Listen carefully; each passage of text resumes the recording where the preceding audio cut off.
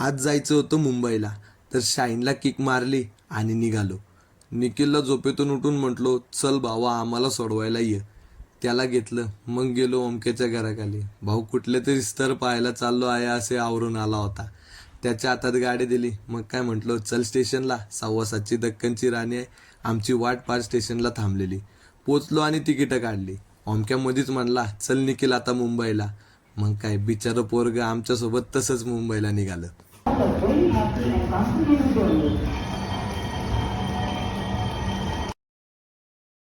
खंडाळा घाटातले दृश्य पाहून असं वाटत होतं की कुठला तरी स्वर्गच तिथं अवतरलाय. स्वर्ग पाहता पाहता लक्षात आलं, काय ती झाडी, काय ती डोंगर, सगळं एकदम ओके मध्ये आहे. खंडाळा घाट सोडला आणि आमची दक्कनची राणी डायरेक्ट पोहोचली विटी स्टेशनला, म्हणजे छत्रपती शिवाजी महाराज टर्मिनस. ओमक्या म्हटला, लय भूक लागली भावा.